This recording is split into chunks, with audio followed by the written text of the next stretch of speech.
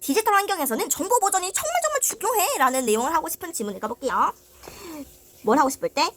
뭔가 확립하고 싶을 때 디지털 보존에 의해서 의미가 규정되는데 그거를 확립하고 싶을 때 첫 번째 질문이에요. 어떤 거? 뭔가 알려줘야 하는 그런 첫 번째 질문이 뭐냐면 What are you actually trying to preserve? 네 진짜 보존하고 싶은 거 뭔데? 이거래. 그러니까 디지털 보존하려고 하니까 그런 거에 대해 의미를 규정하려고 하니까 제일 중요한 거야? 네가 그니까 진짜 뭐를 보존하고 싶은 건데를 물어보는 거죠. 그 대상이 중요한 거야. 명확하되 뭐가 명확하냐면 아날로그 환경에서 그러니까 아날로그 환경이 어떤 환경인데 정보의 내용이 풀속에 고정이 되어 있는 거야. 고정. 어떤 물리적인 매체에다가 고정이 되어 있는 게 아날로그죠. 사실 디지털이라는 것보다 아날로그가 그러니까 뭐 종이라든가 그런 거는 딱 물리적으로 되어 있잖아. 근데 디지털 환경에서는 있잖아. 매체라는 게 메시지의 일부가 아니래. 사실 여기가 빈칸이었죠. 이게 무슨 말이야? 메시지란 게 여러분들 정보예요. 전달하고자 하는 정보, 전달하고자 하는 바란 말이야. 근데 그거의 일부가 미디엄, 즉 매체가 아니다라는 말이야. 이게 무슨 말일까? 봐봐. A bitstream looks the same to computer. 그러니까 컴퓨터에서는 이 비트스트림이라는 게 비슷해 같게 보인다는 거야. 뭐랑 상관없이 그 미디어가 뭐로부터 이제 읽히는지랑은 상관이 없이 그냥 컴퓨터에서는 그냥 같게 보인다라는 거지. 그러니까 물리적인 캐리어, 물리적인 그러니까 들고 와주는 장치들이 필요해. 근데 있잖아. 원본 매체가 읽을 수 있는 한 비트스트림 카피, 비트스트림 비트 퍼펙트 복제본. 이거는 뭐냐면 싸게 만들어질 수 있고 그리고 다른 장치에 또 쉽게 만들어질 수가 있대. 그래서 그 original carrier of diminishing importance 가 뭐냐면 원본의 이용 장치의 보존을 하는 게 되게 중요성이 감소되고 있다는 거야. 이게 그 피지컬의 부분에서는 물리적인 애들 있잖아. 뭐 종이라던가 요런 매체들은 한번 잃어버리면 큰일 나요. 하지만 요 메시지의 그 정보는 있잖아. 어떤 디지털 기기가 가지고 있냐는 상관없고 그냥 그 내용만 있으면 된단 말이야. 뭔지 알지? 그래서 물리적인 그런 매체에서 어떤 물리적인 매체인데 그런 디지털 정보를 가지고 온대. 그리고 이런 매체가 되게 취약하대. 어디에 취약하냐면 아날로그 미디어에서 취약하다라는 거야. 이렇게 취약하기 때문에 그래서 뭐가 기대되어지냐면 디지털 정보는 필수적으로 need to be migrated. 이동이 되어줘야 돼요. 뭐로부터? 하나의 피지컬 캐리어로부터. 그러니까 하나의 이용 장치로부터 다른 걸로 이동이 되어줘야 돼. 그냥 보존의 절차로서 이동이 되어줘야 하는데. It's not the media itself, but the information of the media that needs to be preserved. 무슨 말이냐면 미디어가 아니야. 그러니까 정보라는 거는 미디어 그냥 그런 매체가 아니라 매체 안에 있는 정보가 중요한 거야. 우리가 보존해야 되는 거는. 뭔지 알겠어? 그러니까 무슨 말이냐면 이거야. 물리적인 애들은 딱 그걸로 보존이 되어야만 하는데 우리가 이제 정보 시대가 되었잖아요. 그러다 보니까 우리는 그 읽는 매체가 중요한 게 아니라 그 내용이 중요해진 거야. 그래서 매체는 내용의 일부가 아니다. 우리가 말하고자 하는 건 뭐야? 디지털 시대에서 중요한 건 뭐라고? 이 내용이라고. 정보라고. 정보를 메시지라고 표현한 것 뿐이다 라고 이해를 하시면 되겠습니다. 그래서 이게 답이 요거 되는 거다. 우리 뭐 집단의식, 공동체의식 이런 거 많이 들어봤잖아. 그런 거에 대한 질문이 한번 읽어볼게. 대부분의 집단의식은 그런 참여자들을 뭉치게 한대, 서로. 그리고 충성심을 되게 고양한대, 그 그룹에 대해서. 그러니까 무슨 말이야? 우리가 공동체적인 집단의식을 하게 되면 되게 뭉치고 막 야야 막 이러잖아. 그럼 그게 또 서로에 대한 충성심도 역시 생기게 해준다라는 거죠. 예시는 정말 많아. 특히 뭐 민족지향적인 뭐 그런 기록들을 보면은 진짜 많다는 거야. 또한 역사적인 기록에만 봐도 많다는 거죠. 그러니까 사람들은 그런 공동체적인 의식에 부분적으로라도 참여를 합니다. 왜냐면 그들은 그룹에 잘 어울리고 싶거든. 그걸 원하거든요. 그래서 참여를 하는 거야. 그리고 심지어 매우 어린 아이도 참여를 한대. 그런 의식을 하는 행동들에 더 막 열심히 막 애기들도 참여를 하는 거예요. 언제? 그들이 사회적으로 배제당할 것 같은 두려움 때문에. 그러니까 그거지. 엄마도 참여하고 친구도 참여하고 뭐 할아버지도 참여하고 다 참여하는데 나만 안 하면 뭔가 나만 고립되는 것 같고 나만 배제되는 것 같고 막 그러니까 그래 이왕 할 거 나도 열심히 해보자 이러고 참여를 하게 된다라는 거죠. 자 근데 봐봐. 또한 되게 특정한 요소들이 있대. 집단의식의 특정한 요소들이 있대. 근데 그거는 강화를 한다. 어떤? 소속되는 그런 감을 강화한다라는 거죠. One is social synchrony. 하나는 뭐냐면 동기화래. 사회적 동기화. 그러니까 뭐냐 여기서 봐봐. 그런 집단의식의 요소들이 있다라고 했잖아. 그리고 그 집단의식의 요소는 공동감 그런 것들을 강화하는 거에서 더 나아갔다고 했잖아. 그러면 그 나아간 그게 뭘까? 뭐가 어떻게 또 나아간 거지? 그래서 나아가는 게 뭘까? 하고 첫 번째가 동기화인 거야. 그냥 소속감에서 나아가서 이제는 동기화. 너와 내가 비슷한 감정 느끼고 그렇게 동기화가 되는 거죠. 그리고 움직여. 또한 노래도 한대요. 그 시간 내에 우리 같이 다른 사람들이랑. 근데 이렇게 하는 것들은 어떤 착각을 불러일으킨대. 어떤 착각을 만드냐면 무언가가 된 것 같거든. 더 크고 더 강한 무언가가 된 것 같거든. 그러니까 같이 노래 부르고 춤추고 이런 거 하면 우리가 더 큰 존재같이 느껴지고 막 그렇다라는 거죠. 또 다른 요소는 뭐냐면 정서적 각성 때문이래. 그러니까 사회적인 동기와 그리고 정서적 각성 이거 두 개 때문에 우리가 이런 집단의식을 했을 때 소속감 더 크게 느끼고 막 그렇게 되는 것들이 있다라는 거죠. 정서적 각성은 뭐냐면 생산을 해준대. 개인적으로 transformative stronger. 더 뭔가 강한 그런 transformative shared experiences and produce some of the strongest forms of social cohesion. 뭐냐면 개인적으로 transformative니까 변화를 일으키는 거야. 어떻게 변화를 일으키냐면 공유된 경험을 그렇게 변화를 일으키고 그리고 만든데 어떤 되게 강한 형태의 사회적 응집력 그런 것들을 만들기도 한다는 거죠. 뭐라고 알려졌냐면 인류라고 알려진. 그죠? 의식이라는 거는 공동의 그런 조상을 강조하는데요. 어떤 거? funeral ritual이니까, 그냥 장례식, 어떤 조상들의 그런 장례식, 그런 것도 있고요. 그리고 이러한 공동 조상을 강조하는 이런 의식이라는 거는 뭘 만드냐면, a powerful sense of shared essence. 공유된 본질의 그 감을, 그러한 파워풀한 감을 만든다라는 거죠. 그리고 마침내 높은 그런 repetitive rituals, 반복된 의식이라는 거는 만든대요. 어떤 표준화된 개성을 만드는 것들. 그런 것들을 확립하는 데 도움을 준다. 즉, 정체성 표지죠. 말컬스네요. 정체성 표지. 정체성 표지를 확립하는데 도움을 준다라는 거죠. 그러니까 무슨 말이냐면 그리고 봐봐. 큰 그런 인구들도 되게 하나로 뭉칠 수 있는 거래. 자, 이게 봐봐. 무슨 말을 하고 싶은 거야, 지금?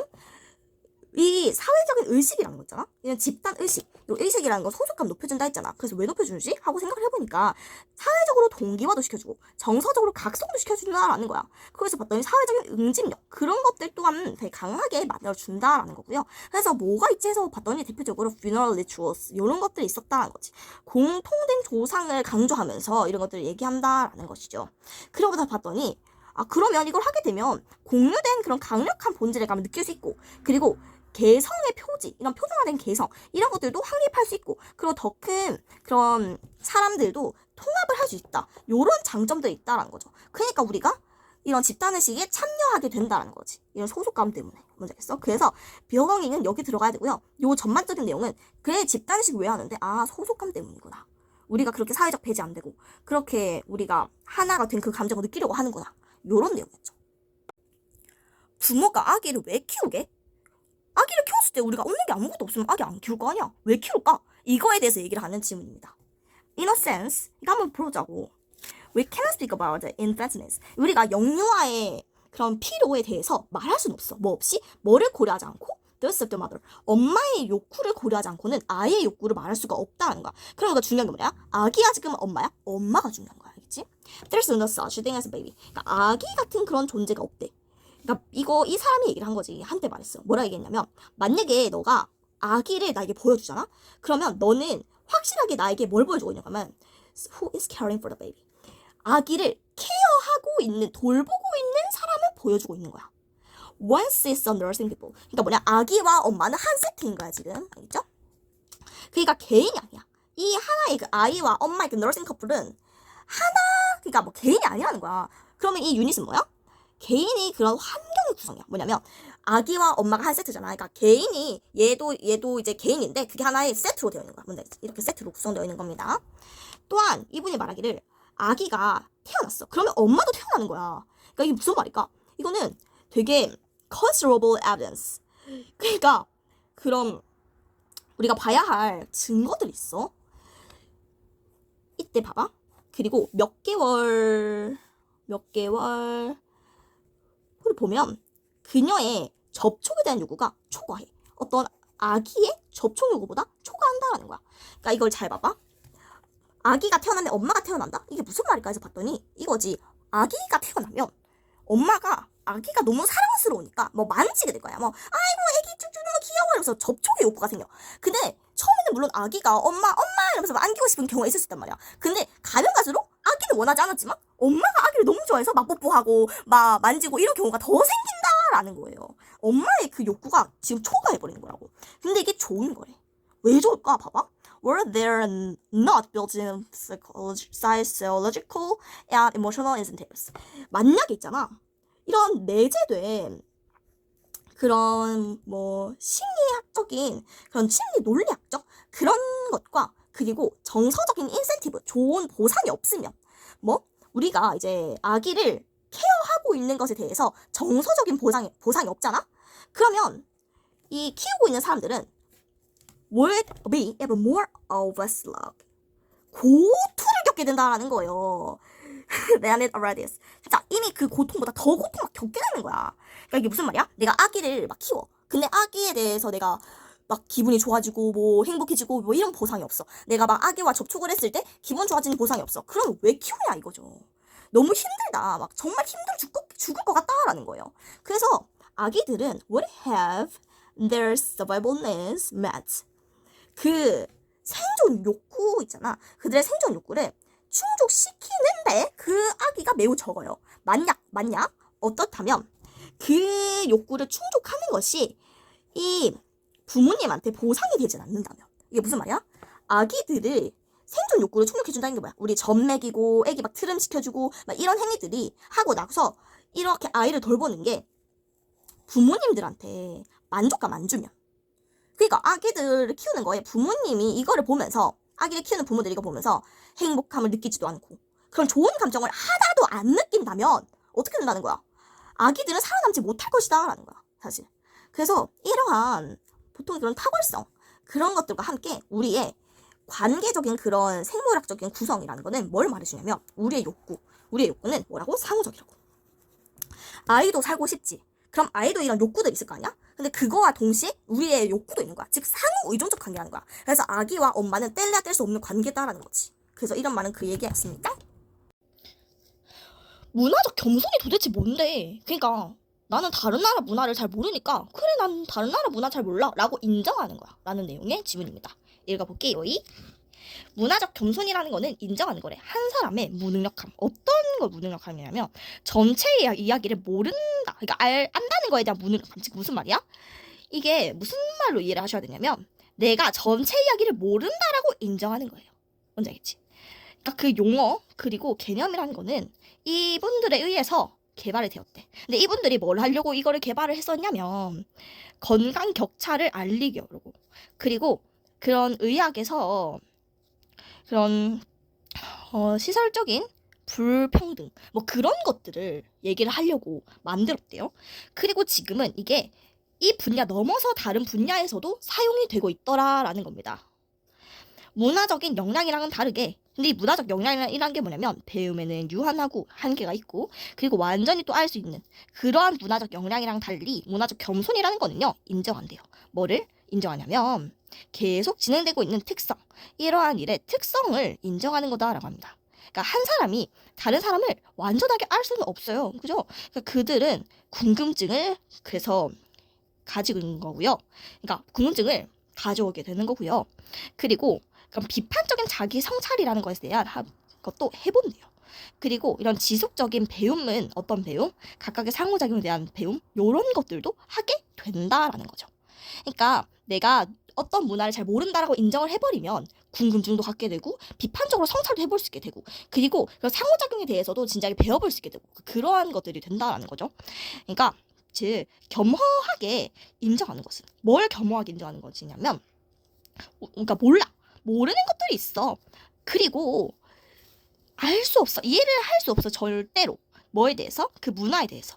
우리의 문화가 아닌 문화에 대해서는 진짜 절대로 이해를 할 수 없어. 이런 식으로 관한 것이다 라는 거고요.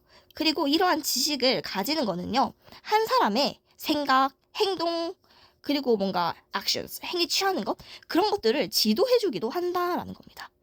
그러니까 우리가 모른다라고 인정을 해버리면 오히려 좋더라라는 이야기를 하고 있는 거죠. 그래서 이러한 관습들, 여기 말한 이러한 행동들은 우리에게 어떤 것을 불러일으켜 주냐면요. 우리의 힘, 특권, 그리고 편견, 우리가 가지고 있는 것들, 그런 것들을 우리 보고 깨달을 수 있게 해주고요. 그리고 to be willing to acknowledge, 인정할 수 있게 해줘요.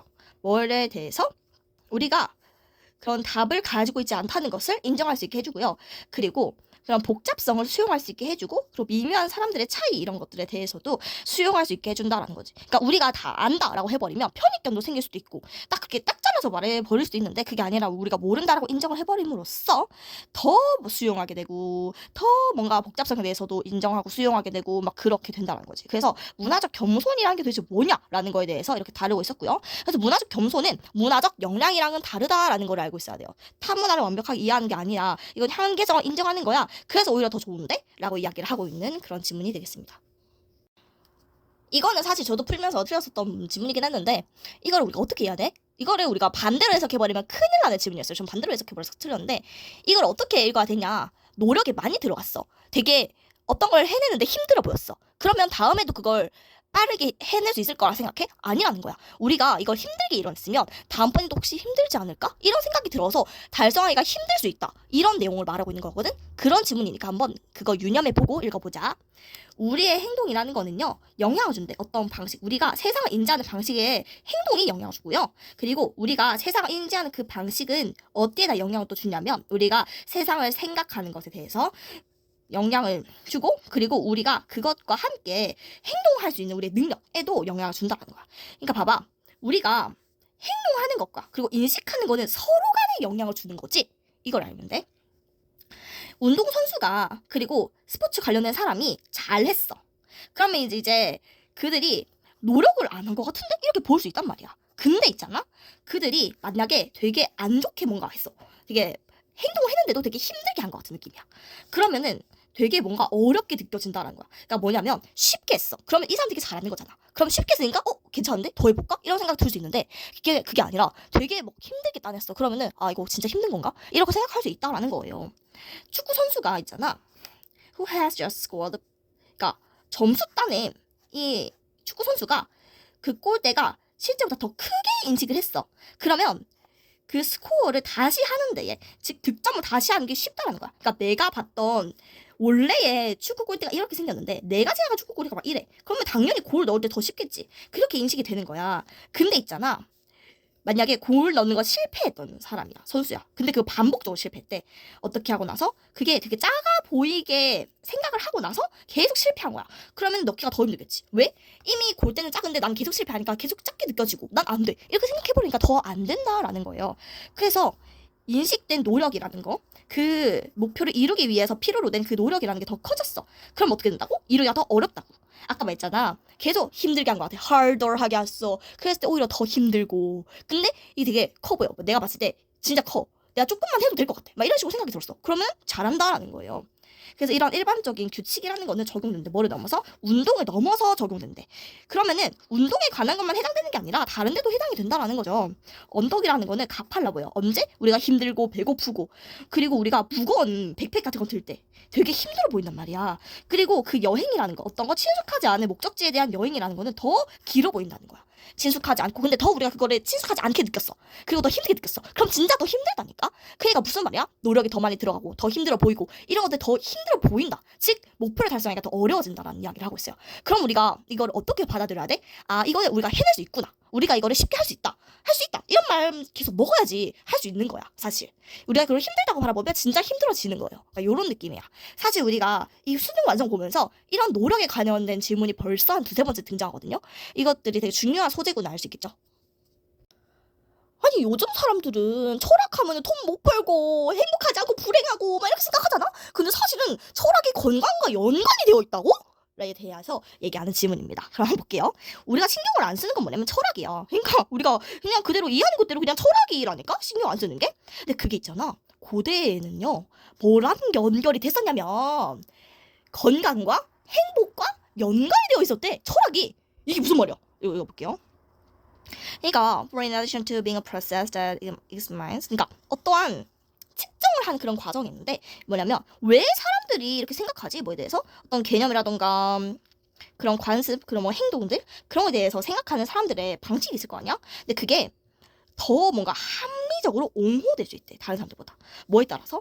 그런 찬성과 반대의 그런 주장의 퀄리티에 따라서 그런 옹호될 수 있는 그런 게 더 있다는 거야. 근데 그게 있잖아, 봐봐. 많은 사람들이 생각하기에 그런 많은 사람들이 생각하는 사람들이 철학을 받아들였어. 뭐로써 받아들였냐면 진짜 의도적인 삶의 실천이구나. 근데 그게 아름다움과 행복을 그걸 실천하는 사람들한테 가져다 줄 수 있구나 라는 것을 알고 있고 그걸 생각한다는 거야. 이게 무슨 말이야? 생각할 수 있죠? 이게 무슨 말이냐면 여러분들 이거예요. 우리는 분명 철학이 도움 안 된다고 생각했는데 옛날에 있는 사람들은 철학이라는 게 아름다움과 행복을 가져다 준다라고 생각을 했대. 아, 그렇구나. 그죠? 진짜 봐봐 이걸 봐봐. 게다가 봐봐. 그런 몇몇의 역사의 가장 뭔가 유명한 철학자들, 소크라테스 이런 사람들은요 소통했대. 그의 가르침과 믿음을 not through their theological writings. 그러니까 뭔가 그런 뭐 이론의 그런 뭐 수학적인 그런 글쓰기 그걸로 한 게 아니라 뭘 통해서 했냐면 뭐 비판적인 성찰 이러 그걸로 했대. 그리고 어떤 목적적인 행위로 했대. 그들의 되게 같이 뭐 칭송받을 만한 그런 삶에 대해서. 그리고 뭐를 통해서 모델링을 했어. 어떤 모델링이냐면 삶의 모드를 그러니까 삶의 그러한 방식 같은 거지. 그런 것들을 뭔가 삶의 방식들을 고취시키면서 어떠한 거에서 뭘 추구하면서 자기의 지식을 추구하면서 뭐에 대해서 for their own and others maybe 우리와 다른 사람의 행복에 대해서. 그러니까 이게 문장이 정말 길거든요. 여기서부터 여기까지가 문장이야. 그래서 이걸 우리가 보자마자 어떻게 생각을 할 수 있어야 되냐면 그래 역사라는 게 유명하지. 그래 근데 거기서 소크라테스가 그래 뭐 가르침이라던가 믿음에 대해서 소통을 했지. 근데 글쓰기가 아니라 진짜 그런 비판적인 성찰을 통해서 했다네. 아 성찰 통해서 전달했구나. 그리고 그렇게 칭송받을 만한 삶에 대해서 그런 것들에 대해서도 얘기를 했구나. 근데 이게 봐봐 뭘 추구하면서 했다라는 거야. 지식 자기가 가지고 있는 것에 대해서 그리고 자기와 다른 사람들의 뭘 통해서 행복을 통해서 했다라는 거야. 그걸 추구하면서 전했다라는 거야. 근데 이걸 누가 했다고? 철학자들이 했다고. 즉 무슨 말이야? 철학자들이 행복과 연관이 있다라는 거예요. 행복을 전해줬으니까. 그래서 많은 그런 현대학적인 철학자들은 비난한대. 철학에 대해서. 왜? 그냥 사색하니까. 그리고 그냥 예술적인 삶이지 뭐야. 그게 다잖아. 근데 봐봐 여기서 보면 도덕적이고 그리고 행복한 삶은 그 자체로 그리고 건강에 대해서 그리고 다른 사람 행복에 대해서 그리고 그런 사회 전체에 대해서 이러한 사람들은 그냥 사색이지 않냐. 그냥 예술적인 삶이지 않냐. 라고 비판을 했다라는 거예요. 현대 사람들은. 그러니까 사실 과거에는 이게 행복을 끌어다 준 게 맞아 사실. 근데 현대 사람들은 아니 이게 뭔 도움이 되는데 이러면서 비판을 했다라는 거예요. 그러나 있잖아. 우리의 자아를 돌보고 그리고 다른 사람들을 돌보는 거는 철학의 가장 주된 목표라니까. 몇 세기에 걸쳐서. 그니까 이거는 되게 존경받을 만한 거야. 물론 현대 사람들이 비판해. 우리 무슨 철학과 가면은 니 뭐 밥 벌어먹고 살겠니? 하는 것처럼 뭐 진짜 행복과 관련 없다고 생각할 수 있어. 근데 사실 철학은 행복을 불러일으켜 왔던 요소였다니까? 를 전하고 싶었던 거야. 그래서 물론 여기 되게 길었지? 이건 소크라테스 얘기하고 싶었던 것 같고요. 진짜 주되게 하고 싶었던 건 뭐냐면 요 밑에야. 그래서 사실 이거는 앞에서 철학에 관해서 조금 못 잡으셨더라도 미괄식이기 때문에 밑에서 충분히 잡을 수 있었던 지문이에요. 그래서 뭐라고? 행복하는 게 진짜 주된 목표라는 거라고 말하고 싶었던 거죠.